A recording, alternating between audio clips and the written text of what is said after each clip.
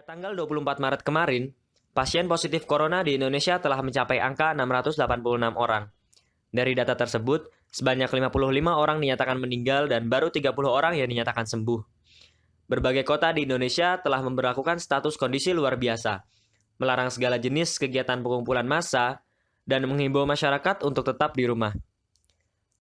Tapi tahukah kamu, di tengah kondisi luar biasa ini, ada agenda luar biasa pula yang akan dilakukan oleh pemerintah?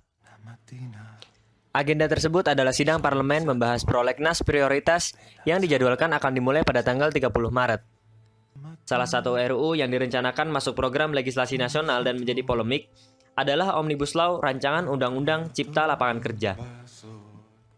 Di bidang lingkungan, undang-undang ini berpotensi memperburuk kondisi lingkungan di Indonesia, di antaranya dengan melonggarkan AMDAL sebagai izin mendirikan perusahaan, memperpanjang masa izin perusahaan tambang hingga seumur hidup perusahaan, dan menetapkan bahwa hanya masyarakat terdampaklah yang bisa menggugat perusahaan yang merusak lingkungan.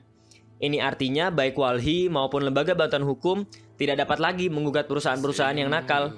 Mereka menjadi tumpul dan tidak berguna. Di bidang hukum, Undang-Undang Cipta Lapangan Kerja ini sangat kental dengan nuansa Orde Baru, di mana perizinan pendirian perusahaan diamanatkan kepada pemerintah pusat dan bertolak belakang dengan asas desentralisasi. Tak hanya perizinan, Presiden juga memiliki kuasa sangat besar. Pada pasal 251 disebutkan bahwa Presiden bahkan dapat membatalkan peraturan daerah jika dinilai bertentangan dengan Omnibus Law. Selain hukum dan lingkungan, buruh dianggap sebagai pihak yang paling banyak dirugikan dari Omnibus Law ini. Mulai dari upah minimum yang diubah menjadi per jam, menghapuskan pesangon, menghilangkan status karyawan tetap, hingga membuka lebar-lebar pintu tenaga kerja asing tanpa batasan yang jelas, yang dapat mengurangi persentase lapangan kerja yang tersedia.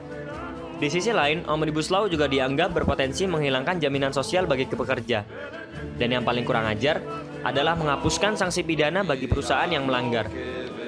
Kesemua hal itu akan sangat memungkinkan perusahaan untuk mengeksploitasi buruh secara terstruktur, sistematif, dan masif. Pemerintah berdalih bahwa tujuan utama Omnibus Law ini adalah untuk mempermudah investasi dan memajukan perekonomian. Yang menjadi pertanyaan, apakah benar dengan penghilangan hak-hak buruh dan dipermudahnya perusahaan merusak lingkungan, investor akan lebih mudah masuk ke Indonesia? Menurut survei yang dilakukan oleh World Economic Forum pada 2017, kendala utama investasi yang macet di Indonesia adalah korupsi yang masih merajalela, dilanjutkan dengan sistem birokrasi yang mempersulit investasi masuk. Buruh sendiri dianggap sebagai penghalang investasi yang ke-8 dan ke-11, dengan angka yang masih sangat jauh di bawah korupsi. Lalu pantaskah membebaskan macetnya investasi ini kepada para buruh yang bekerja keras dengan gaji pas-pasan dengan menghilangkan hak-hak yang seharusnya mereka dapatkan?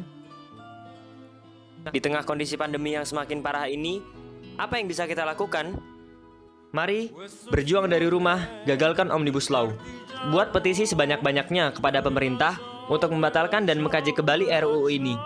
Cari tahu sebanyak-banyaknya tentang RUU ini supaya paham dan tidak termakan hoax. Sebarkan informasi ini agar setiap orang tahu dan mau ikut berjuang dari rumah gagalkan Omnibus Law. Di saat seperti ini, Indonesia membutuhkan persatuan, bukan saling menjatuhkan. Mari, bersama-sama kita bersatu, gagalkan Omnibus Law.